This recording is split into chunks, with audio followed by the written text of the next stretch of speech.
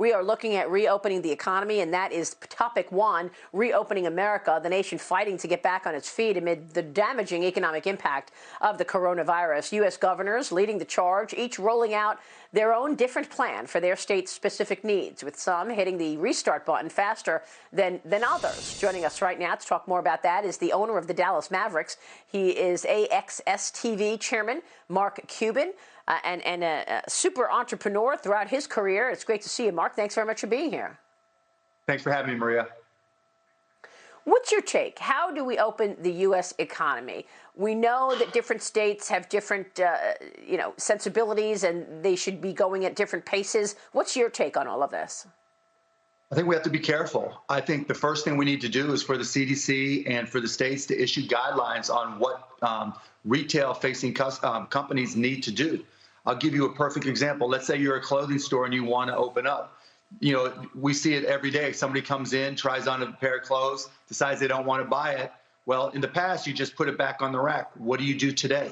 What do you do with those clothes? Another example, you own a restaurant, you get back, open up. You know, people are wearing masks. Someone comes in, sneezes, leaves a mask right on the table. You just put it in the trash? You can't do that. You have to have special procedures to deal with left behind masks. You know, we're not even training people how to wear masks and deal with, hygiene as we go through our day outside. You know, I think the government really, federal and state levels, have got to step up and provide guidelines and help us understand what's necessary in order to stay safe. I mean, people may not necessarily want to go back right now because they're afraid. They need to know, what's safe, because this can spike again. We just heard from the CDC that it may very well come back worse than before in the winter. Yeah, you're absolutely right. I mean, look, we have got to learn what works and what doesn't work, because people are going to be concerned. And you know me, Maria, I'm always trying to look at this from a small business perspective.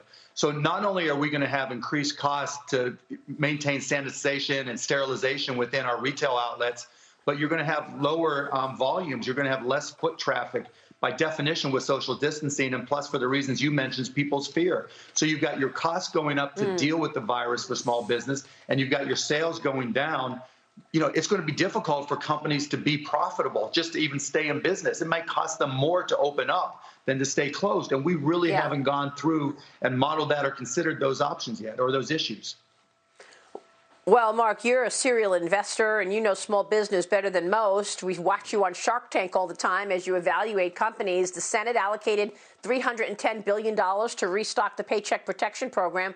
What do you think about it? I mean, the original allotment of money obviously ran out of funds last week. Some big businesses are facing backlash for even taking the money because it's supposed to be for small companies, like Shake Shack returned its $10 million loan amid the outrage that some small businesses have not yet received any loans. And now Harvard University is under pressure. They're on defense this morning. Treasury Secretary Steven Mnuchin threatening harsh penalties to any ineligible companies who do not return their loans. What's your take on this last tranche of money, which was just voted by the Senate last night? You know, I don't want to throw them too far under the bus, but we didn't really learn from the first tranche. We didn't exclude public companies, and you need to exclude public companies because they have so many different options for raising capital. We didn't put an asset limit so that we exclude big companies or big endowments or big universities like Harvard. You know, so we're going to have some of the same problems. And so by the time we get through this money, people are going to look back and say, well, there's still a lot of small businesses that didn't get funded because either there wasn't enough money or we didn't allocate in the appropriate ways. So while it's a positive, I mean, having that money in is so much better than not having it.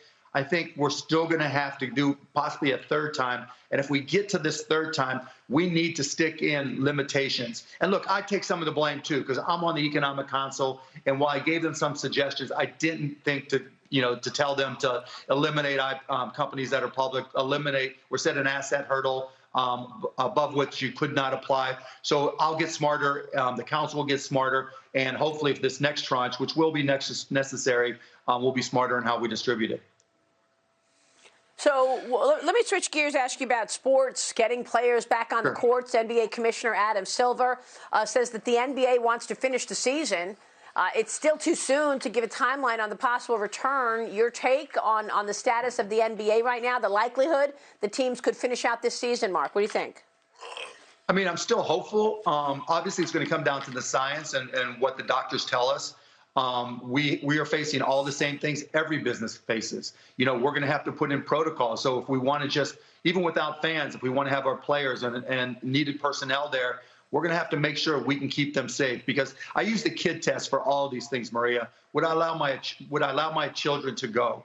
And right now, the answer is no. And so until we get to that point where I feel it's safe enough for my kids, I can't say it's safe enough for employees or customers.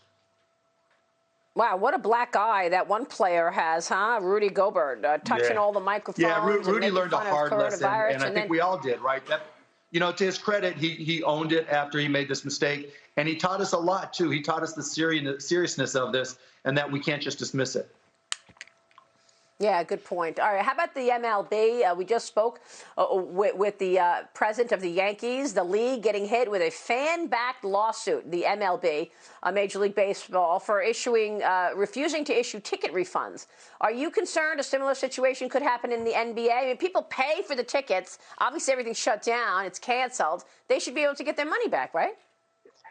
Well, yeah, at some point, hopefully we're going to play the games. And so, you bought a ticket, hopefully you'll be able to play the games. And if not, then we'll deal with that. I can tell you, the tickets that we've sold, the Mavs haven't spent the money, so it's there.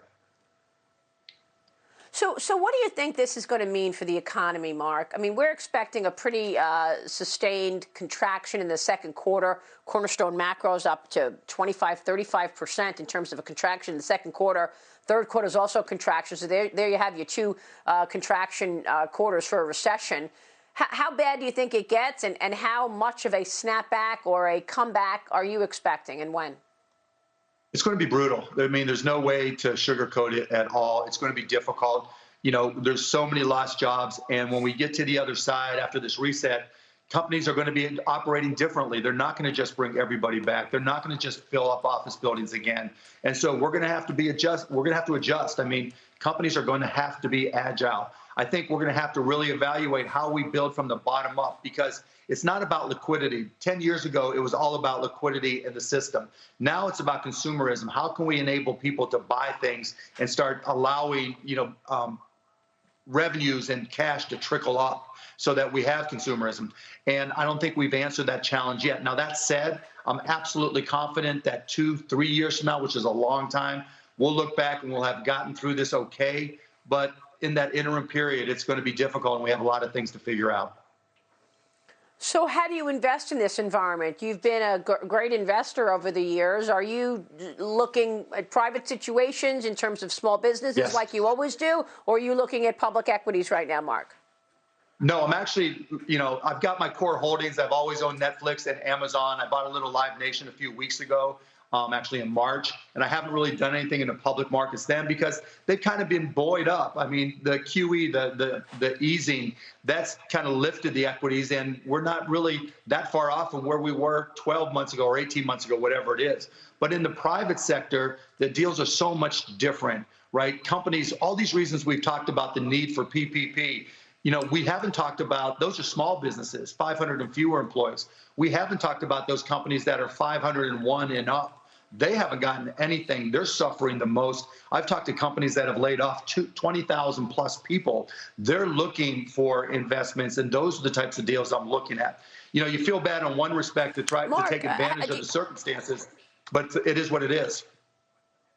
With all of your conversations in terms of small business and potential investments, are you getting a sense of how managers are planning when we get out of this, how they're planning their businesses differently? Like for a restaurant, are we going to see tables far apart from each other, different? We showed a mock-up of how planes might look different, a lot of retrofitting going on. What are you getting from the managers that you're speaking with in terms of how they're planning to come back?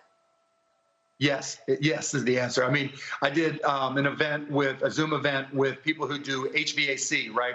And so how you deal with air conditioning and filtering and circulation of air is going to be critical in any business, whether you're an office, restaurant, retailer. So that's one issue. How you deal with restrooms. Do you have to reconfigure your restrooms? How you deal with disposal of masks if you're in a community that's wearing masks. And by the way, I'm not a fan of being forced to wear masks. I think they cause more problems than they solve, but That's a different topic. But to answer your question, Maria, yes, everybody's going to have to recalibrate how they do business.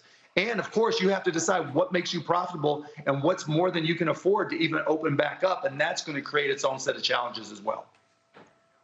Yeah, so that really dictates a different allocation of capital, right? Because you really have to invest in what your business is going to look like when you come back out of this. It's an important point that you make about the ventilation. I know that cruise ships had the worst ventilation of all. People didn't even realize this. Dr. Ben Carson told me this, that on a cruise ship, they don't have the ventilation that actually separates particles out of the air. I mean, they're going to have to completely change cruise ships from here on out if they want to keep up that business. And I guess every business as well. Mark, it's great. Yeah, every business, because wherever you're going to have a lot of people, you're going to have that issue. Yeah. Great to get your insights on all of this, Mark. Good to see you. We will see you on Thursday. Thanks for having me on, Maria. Always appreciate it.